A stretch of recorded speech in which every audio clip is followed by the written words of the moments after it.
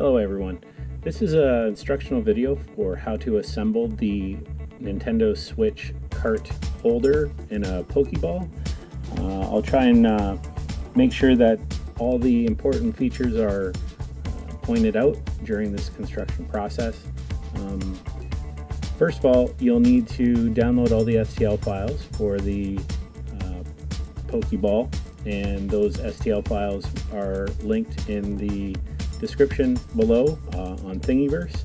Download each one of them. They're labeled as black, white, and red, and that should be obvious for which color filaments you should be using for each one.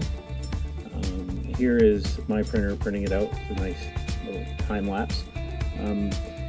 The button that I constructed, which you'll see here, I did off camera, and so I made a little clip here that actually shows how the construction of the button goes together, complete with a little spring to go inside. A pen spring should work. My springs are a little bit bigger than that I had in my box here, but if you take the inside spring out of an old pen, it should work just fine. You'll notice that you need to put the spring in and then shove the button in, and then once the slots are lined up, then you can insert into the groove in the inner button and push the clips in. Inside, before you push them in, of course, you can put a little dot of glue inside of there. Make sure not to get any on the inner part of the button. And so to make sure that, I just exercise the button in and out after the glue is there, just to make sure no glue sets.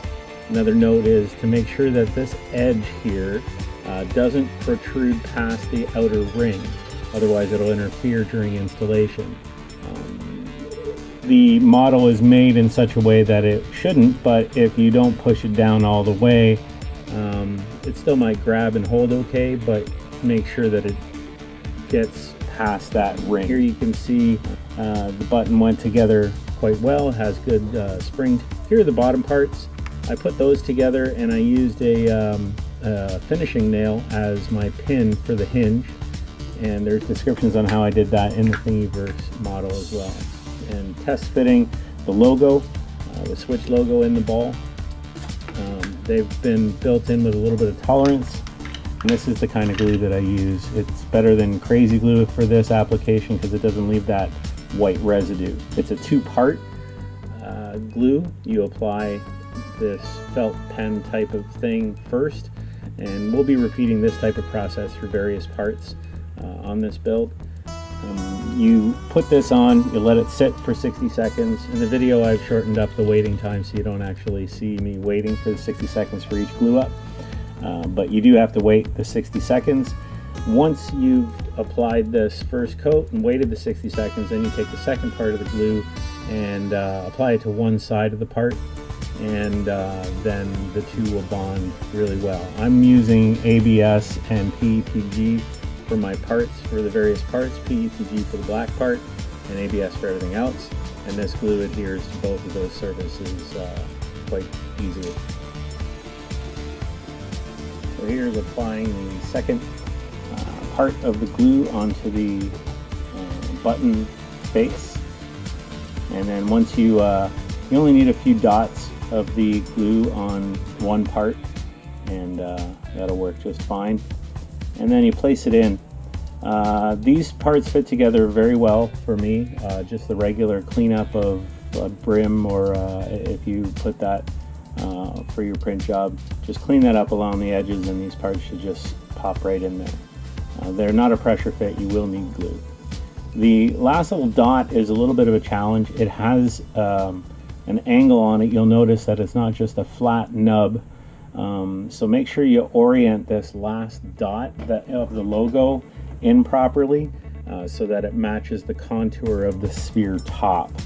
It is a little bit fiddly to deal with, but yeah, take your time and it'll be fine. So yeah, you'll notice that it's not just a regular old cylinder. So once you have that cleaned up and ready to go, you apply the same process. Step one, take the felt pen and apply it to both surfaces that you're going to be gluing together. and I use an old piece of filament to try and get into that hole, just to make sure that I can really focus the glue and not make a mistake and get glue all over the place. I had to apply some pressure here to be able to get that in there before the glue totally sets up and gets it, but it does snap in finally after getting it oriented right. And yeah, now we got a Switch logo on the top of our Pokeball. The next part is hooking the elastic band to make the Pokeball snap open. There are multiple slots in the bottom of the lid, top and bottom lid. This is to be able to adjust for what kind of elastic you may be using. I'm just using one of the ones I had on hand. I put them in the outermost hook spots, and it seemed a little too springy for me. I didn't want it to be too abrupt and whip open and maybe break the hinge if it goes too quickly. So I adjusted where I placed the hooks, and again tested with the elastic to make sure that it was kind of a spring that I was comfortable with. I didn't know what kind of elastic bands you might have, so I made it flexible to be able to do that. Once you're happy with the positioning of the hooks, repeat the same process again with the 2-part glue, felt pen around all the edges. These should fit in fairly well as well. I gave them 1/4 millimeter around the outside perimeter just to account for a little bit of over extrusion, and they fit in nice and snug for me. Again, these lid parts and the hooks are PETG, so they're a little bit stronger than PLA, but not brittle like ABS. These strings I'm cutting while I'm waiting for the first part of the glue to set up. And these strings are going to be used, you'll see in a minute, to help retain the elastic so it won't unhook after use or whatever. So you'll see once the hooks are in and we place the elastic on where the strings will come into play.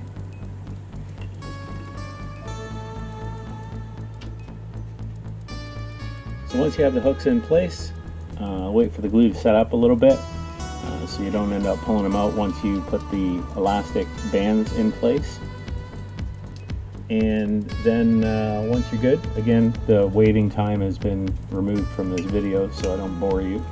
Lay the strings in. This is easier than trying to slide them in under afterwards. And get them in position. Then what I do is I take some crazy glue here rather than the 2-part set. And the crazy glue works pretty well. You just got to make sure you don't get any on the rubber band because they don't really get along too well. So tie a knot in this. I'm no Cub Scout, so this is the knot that I use. And then I use the crazy glue on the knot so that the knot won't undo over time. So applying that little dot of glue on there keeps the knot from coming loose. I also put a little bit of glue, once I cut the tips off the string, I take the crazy glue again and make sure that they don't fray and possibly undo later.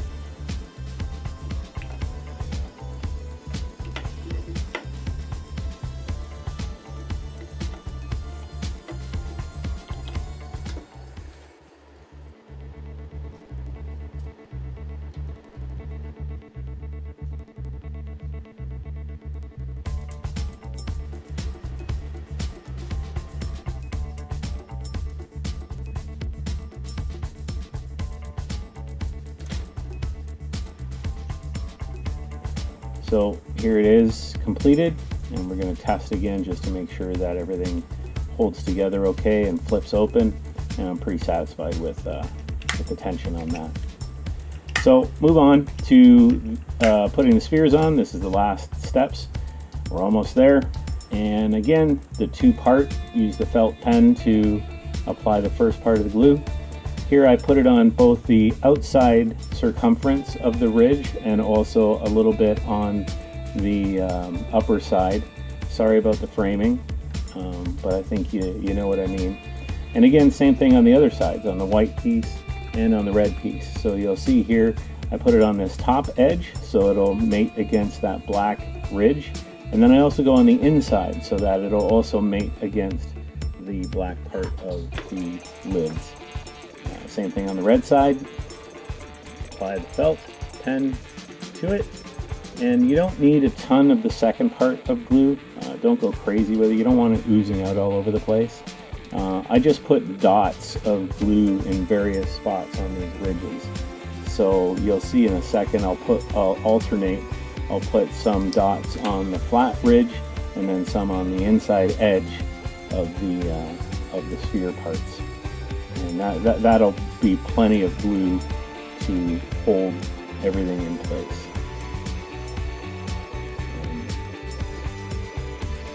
This stuff isn't cheap. I think it was $8 for $8 Canadian funds for the two-part glue, so I don't use a whole lot of it either, and it goes a long way if you use it sparingly. So you fasten the white sphere onto the unit, and you kind of hold it with pressure to get it to hold in place. And once it's kind of set up a little bit, you can move on to the red part. And again, same process, just put dots every once in a while, alternating between the flat surface and the inside edge. And then that should be plenty of glue to deal with. So we're in the home stretch here, we're almost finished. We're just going to put this back on and then apply some pressure to hold the whole works together, and then you're finished. So here we go. Make sure that the elastic bands go in the grooves provided on the black, and also that they kind of sit in the opened areas of the spheres as well. I was just kind of rubbing the glue around there at the end. I also made a stand for it because the sphere is a little bit different size than other ones out there. And there it is. Hope you enjoyed. Thanks for watching.